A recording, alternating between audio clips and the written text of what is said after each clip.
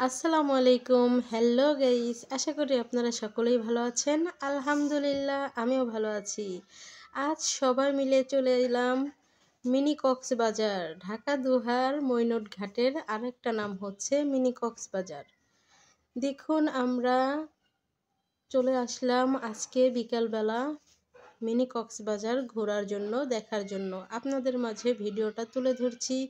যদি আমার ভিডিওটা ভালো লেগে থাকে অবশ্যই একটি লাইক দিয়ে শেয়ার করে দিবেন। দেখুন, প্রথমে দেখতে পাচ্ছেন কত সুন্দর ঘুড়ি আকাশে উঠছে, মনে হচ্ছে যেন জীবন্ত পাখির শেপেই ঘুড়িগুলো অনেক সুন্দর উঠছে। দেখুন, এখানে আছে বিশাল পদ্মা নদী, তার পার দিয়ে অনেক নৌকা বাঁধা আছে, আকাশে উঠছে নানান রকমের ঘুড়ি। পরিবেশটা খুবই মনোমুগ্ধ করার মতো। দেখুন, যার যার মতো ছবি তোলা নিয়ে ব্যস্ত। দেখুন, ছবি তুলে এবার চলে আসলাম খাবার দাবারের দোকানে। দেখুন, এখানে অনেক রকমের খাবার পাওয়া যায়। চিকেন ফ্রাই, বার্গার, চিংড়ি মাছের চপ, আরও অনেক কিছু আইটেমের খাবার পেয়ে যাবেন। ইচ্ছে মতো খেয়ে নিতে পারবেন। দেখুন, অনেক রকমের মজাদার খাবার আছে। এখানে বাচ্চাদের খেলনাও আছে। দেখুন, জুসের দোকান আছে। তারপর ছেলেদের চোখে পড়ে গেল জাম্পিং। ছেলে বলল, আম্মু জাম্পিংয়ে চড়বো আমরা সবাই। দেখুন, ওরা তিনজন চলে গেল জাম্পিং করতে। এখানে একটি মেয়ে আগে থেকেই ছিল, কিন্তু ওদের যাওয়ার কারণে মেয়েটা আর কিছুতেই লাফাতে পারছিল না।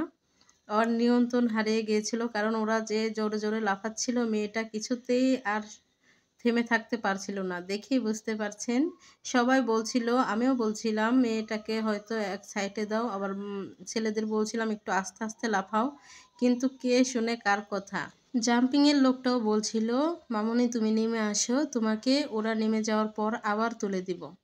কিন্তু না, মেয়েটা তো অনেক জিদি। মেয়েটা বলে, না আমি নামবো না, আমি ওদের সাথেই জাম্পিং করব। কিন্তু ছেলেরা যখন এত জোরে জোরে লাফাচ্ছিল, মেয়েটা শুধু বারবার পড়ে যাচ্ছিল। ভয়ে ছিলাম যে কখন মেয়েটা ব্যথা পায়। মানে এটা তো একটা রিস্কের খেলার মতো। কিন্তু মেয়েটা কিছুতেই সে নামবে না, নাছোড়বান্দা।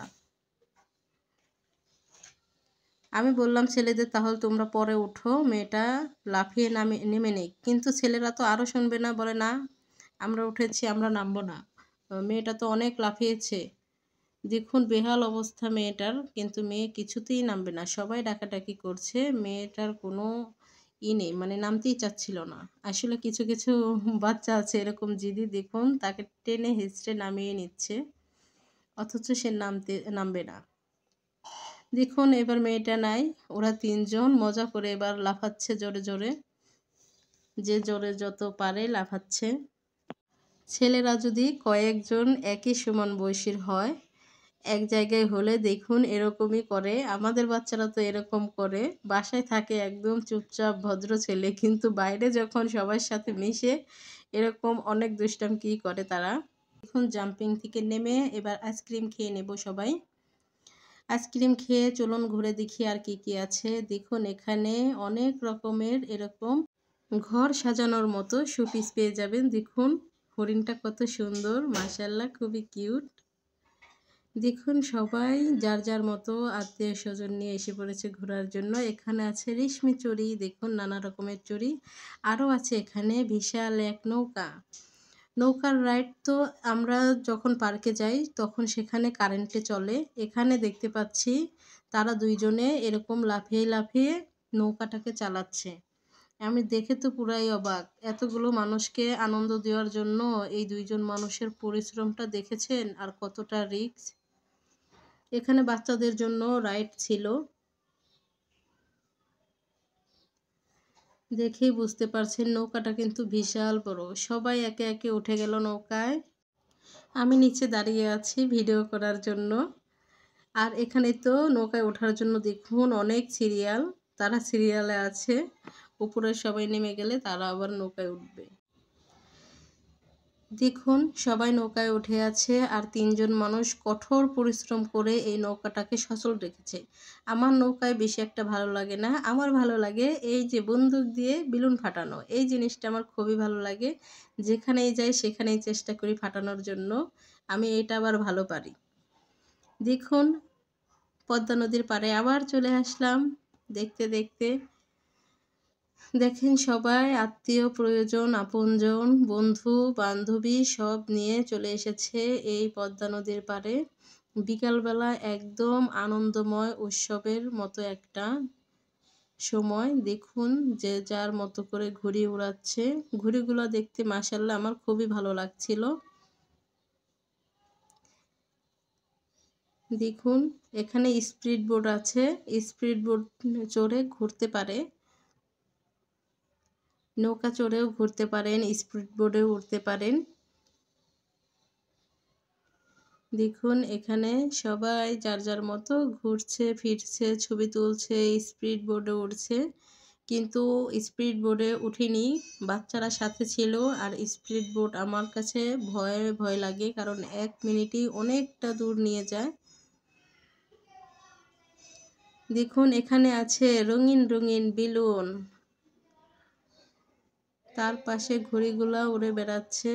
দেখুন এরা হচ্ছে জেলে, জেলেরা মাছ ধরা শেষে নৌকা এখানে নিয়ে এসেছে। দেখুন আপনজনদের সাথে যার যার মতো ছবি তোলা নিয়ে সবাই ব্যস্ত, সবার কাছে একটা ব্যস্ত মুহূর্ত কাটাচ্ছে। এখানে আসলে আশা করছি আপনাদেরও অনেক বেশি ভালো লাগবে। বিশাল আকাশে এরকম রঙিন ঘুড়ি, নিচে হচ্ছে বিশাল নদী, তার উপরে স্পিড বোট লঞ্চ, তারপরে হচ্ছে মাছের ট্রলার, সব মিলিয়ে অনেকটা আনন্দ মেলার মতো। দেখুন বিকালবেলা কত মানুষ এসেছে এখানে ঘোরার জন্য। দেখুন এই বিলুনগুলো আছে, এগুলা কিন্তু বিক্রিও করে, আবার এইগুলা নিয়ে মূলত ছবি তোলার জন্য নেয়। দেখুন 50 টাকা ভাড়া দিলে 5 মিনিট ছবি তুলতে দেয়। এটা হচ্ছে মজার ব্যাপার, আমি আগে দেখিনি। দেখুন এরা 50 টাকা দিয়েছে, এবার ছবি তুলছে। 50 টাকার বিনিময়ে 5 মিনিটের জন্য আপনার হয়ে যাবে এতগুলা বেলুন একসাথে। দেখুন এরা আবার ঠিক করলো নৌকা করে ঘুরবে, এরা সবাই চলে যাচ্ছে নৌকায় ঘোরার জন্য। বেলুনগুলা অনেক সুন্দর, আমার খুব ভালো লাগছিল, আমি বারবার তাকিয়ে দেখছিলাম বেলুনগুলাকে। এখানে ঘোড়াও পাওয়া যায়, দেখুন বাচ্চারা এই ঘোড়ায় চড়ে ঘুরতে পারে, এই মাথা থেকে সেই মাথা পর্যন্ত। দেখুন এভাবে। এবার আমরা ফুচকা খেয়ে রওনা দিলাম বাড়ির উদ্দেশ্যে, কারণ সন্ধ্যা নেমে এসেছে, এখন আমাদের বাসায় চলে যেতে হবে। আমার ভিডিওটি যদি ভালো লেগে থাকে একটি লাইক দিয়ে দিবেন, নিত্য নতুন ভিডিও পেতে চ্যানেলটা সাবস্ক্রাইব করে পাশেই থাকবেন। আজকে এই পর্যন্তই, দেখা হবে নতুন ভিডিওতে। আল্লাহ হাফেজ।